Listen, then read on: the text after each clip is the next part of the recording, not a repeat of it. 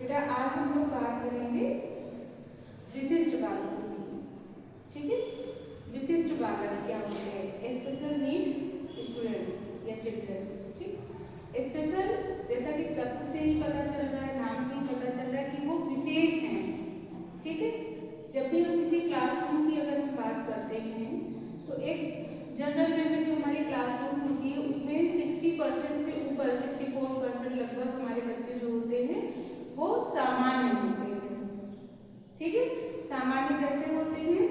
वो गुणों में सामान्य है, ठीक है, बुद्धि में सामान्य है, ठीक, आयु में सामान्य है, ठीक, क्लास में तो नहीं है सामान्य। ठीक, तो ऐसे बच्चे जो अगर हम इनका ग्राफ बनाते हैं, सामान्य संभावना वक्र बनाते हैं, तो उसमें हम पाएंगे कि हमारे जो 64% बच्चे हैं वो लगभग सामान्य होते हैं अपने अधिकांश गुणों में। ठीक है, बौद्धिक रूप से विशेष रूप से सभी समान होते हैं। ठीक, लेकिन हमारी क्लास के कुछ बच्चे ऐसे होते हैं जो उन सामान्य बच्चों से बिल्कुल भिन्न होते हैं। भिन्न कैसे होते हैं? मानसिक रूप से भिन्न हो सकते हैं, या तो शारीरिक रूप से भिन्न हो सकते हैं, या अन्य किसी गुण में भी भिन्न हो सकते हैं। ठीक है, तो ऐसे बच्चे जो सामान्य गतिविधियां हैं, जो सामान्य जो कक्षागत जो कार्य हैं, जो टीचिंग चल रही है, उनसे वो पूर्ण रूप से लाभान्वित नहीं हो पाते हैं। ऐसे बच्चों के लिए हम क्या करते हैं? विशेष शिक्षा का प्रावधान करते हैं, और ऐसे बच्चे हमारे विशेष बच्चे कहलाते हैं। ठीक, क्योंकि वो सामान्य नहीं है, उनकी विशेष आवश्यकताएं हैं, वो सामान्य गतिविधियों से लाभान्वित नहीं हो पा रहे हैं, इसलिए हम उनको उन बच्चों को विशेष बच्चे, विशेष बालक हम कहते हैं या विशिष्ट बालक कहते हैं। ठीक है, जो बच्चे सामान्य से उच्च श्रेणी के हैं, जैसे मानसिक रूप से अगर उनमें मानसिक गुण जो ये है, बौद्धिक रूप से वो उच्च गुण के हैं, उच्च श्रेणी के हैं, तो ऐसे बच्चे जो है वो क्या कहलाएंगे? प्रतिभाशाली। क्या कहलाएंगे? प्रतिभाशाली। ठीक, एक सामान्य जो बच्चा होता है उसकी IQ लेवल कितना होता है? 90 से 110।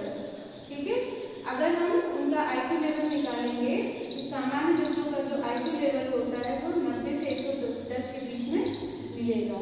लेकिन कुछ बच्चे ऐसे भी होते हैं जिनका IQ लेवल उन सामान्य बच्चों से काफ़ी ज़्यादा होता है, 120 से भी ज़्यादा होता है, 120, 125, 130। तो ऐसे बच्चे जो होंगे वो क्या होंगे? वो बौद्धिक रूप से सामान्य बच्चों से बहुत श्रेष्ठ होंगे।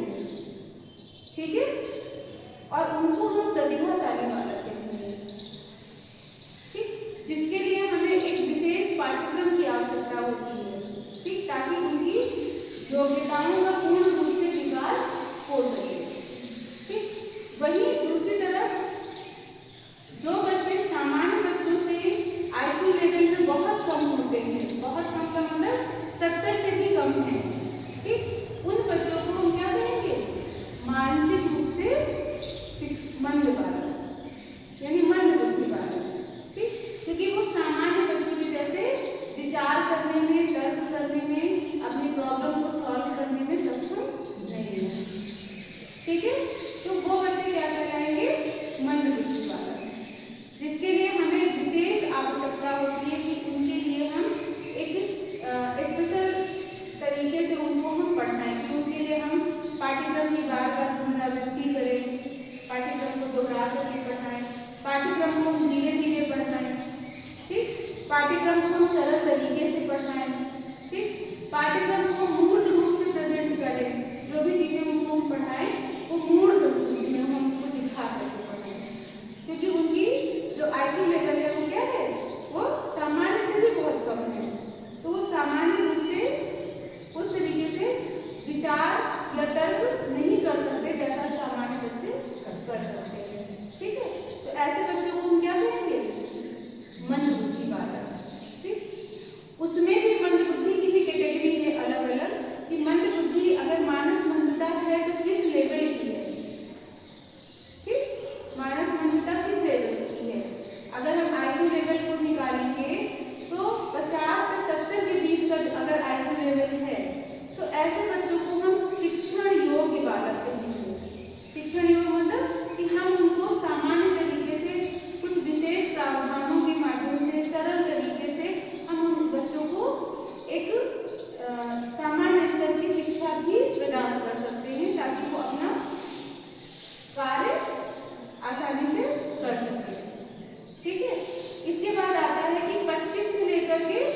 50 तक, अगर उनका IQ लेवल 25 से 50 तक है तो ऐसे बच्चे प्रशिक्षण योग्य बालक कहलाते हैं।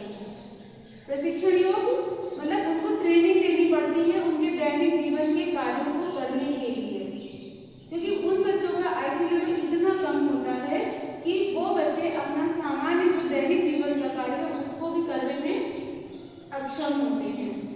वो सामान्य बालकों के जैसे कपड़े नहीं पहन सकते, ना उतार सकते हैं, ना खाना खा सकते हैं, ना जो नित्य क्रिया होती है उसको कर सकते हैं।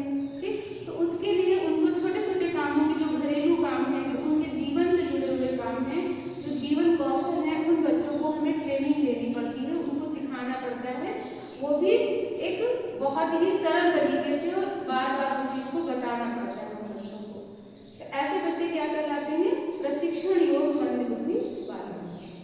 तीसरी कैटेगरी इसमें आ जाती है देखभाल योग्य बालक।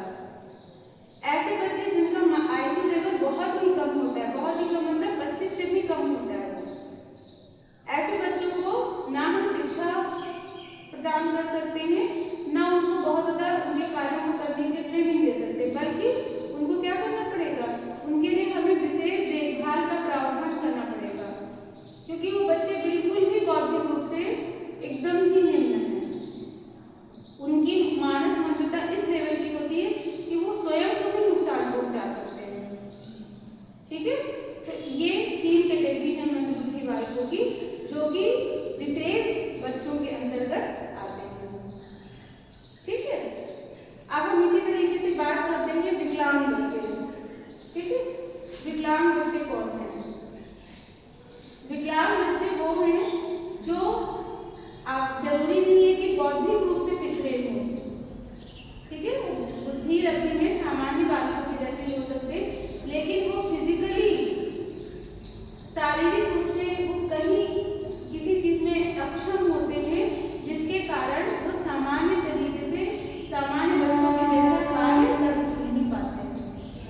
ठीक है, जैसे अस्थि विकलांग बालक, अगर किसी बच्चे का पैर टूटा है, हाथ में दिक्कत है, किसी लंबी बीमारी के कारण उसको कोई शारीरिक अस्वस्थता है, ठीक है, विकलांगता है, पोलियो ग्रस्त है, ठीक, तो वो क्या होगा? वो चलने में अक्षम होगा, लेकिन बौद्धिक रूप से वो पिछड़ा नहीं है, बौद्धिक रूप से कम नहीं है। ठीक है, लेकिन वो उसकी शारीरिक अक्षमता उसको सामान्य तरीके से कार्य करने से रोकती है, क्योंकि वो सामान्य बच्चों के जैसे चल नहीं सकता, सामान्य बच्चों के जैसे दौड़ नहीं सकता। ठीक है, तो ऐसे बच्चों के लिए हमें कुछ विशेष प्रावधान शिक्षा में करने होंगे। इसी तरीके से विकलांगता की श्रेणी में और अन्य तरीके की शारीरिक विकलांगता आ जाती है, जैसे नेत्रहीन बालक, दृष्टि दोष वाले बालक, जिनको देखने में अक्षमता है, या तो पूर्ण रूप से नहीं देख सकते, या तो वो देखने में उनकी दृष्टि कमजोर है, उनको विशेष तरीके से पढ़ाने की आवश्यकता है, ऑप्टिकल्स वगैरह लगाने की आवश्यकता पड़ जाती है। ठीक, तो जो पूर्ण रूप से नेत्रहीन बालक है, ठीक है, उसको जिस बच्चे को दिखाई नहीं दे रहा है, तो उस बच्चे को ऐसा नहीं कि हम उसको शिक्षा नहीं दे सकते, हम उसको विशेष प्रावधानों के द्वारा, जैसे ब्रेल लिपि का निर्माण किया गया है, हम उसको शिक्षा दे सकते हैं। ठीक, इसी तरीके से जो बच्चा सुनने में अक्षम है, उसको सुनाई या तो पूर्ण रूप से सुनाई नहीं दे रहा है, या तो कम सुनाई दे रहा है। अगर कम सुनाई दे रहा है तो उसे विशेष उपकरणों के द्वारा हम सामान्य बच्चों के साथ पढ़ा सकते हैं, लेकिन अगर पूर्ण रूप से सुनाई नहीं दे रहा है, तो अगर बच्चा पूर्ण रूप से सुन नहीं रहा है, तो जाहिर सी बात है कि वो बोलने में भी अक्षम होगा, क्योंकि उसने ध्वनियों को नहीं सुना, तो वो बोलने में भी नहीं बोल पाएगा, यानी वाक दोष भी उसके अंदर होगा। ठीक, तो श्रवण विकलांगता और वाक विकलांगता, वाक दोष वाले बच्चे जो बोलने में अक्षम हो, ये सारे बच्चे जो है वो किस श्रेणी में आते हैं? विकलांगता की श्रेणी में आते हैं, जिसको हम दिव्यांग बालक